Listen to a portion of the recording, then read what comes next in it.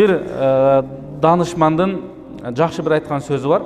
Биздин ошо сахабалардын тарбиясын алган адамдардын лайса хуснул живару каффул аза, мындайча айтканда кошуналыктын жакшылыгы аларга зыян берүү эле эмес, же жакшылык кылуу эле эмес, бирок алардын зыянына да чыдоо чыныгы кошуналыкка жатат деп өзүнүн сөзүн айткан экен. Ал эми Имам Газали, ислам аламындагы эң бир ойчул, философ, алым,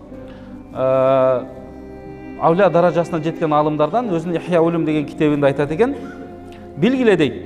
Аннаху лайса хаккул живари каффул аза факат.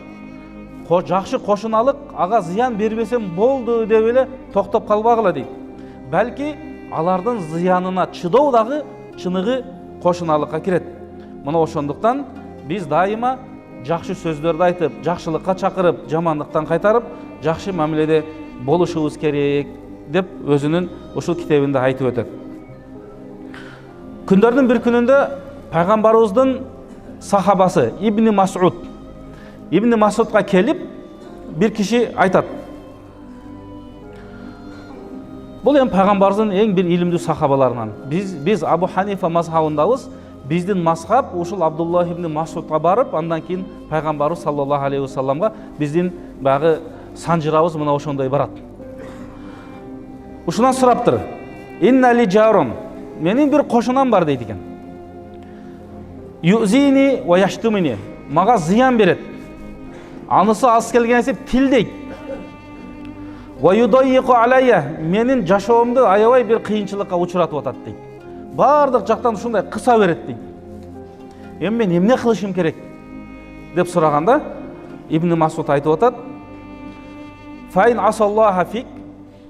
Чындыгында кошунага зыян берген болбойт.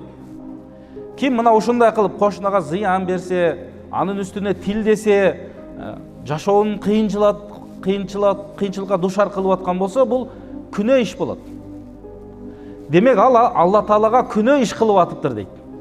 Бирок сен ага окшоп күнөө иш кылбагындагы фати'иллаха фи, Алла Таала кошунага кандай мамиле жаса деген болсо, сен ошондой мамилени жасай бергин дептир. Бизге Алла Таала Куранда кандай айтса, пайгамбарыбыз кандай айткан болсо, мындайча айтканда, мына алымдарыбыз ушул аяттан, Курандан чыгарып айтып атат. Жакшылык кылгыла, зыян бербегиле, зыянына чыдагыла, кечиримдүү болгула деген мына ушул эрежелердин бардыгын сен сактай бересиң. Ал күнөө иш кылган болсо, ал өзүнүн жообун өзү бере берет дептир.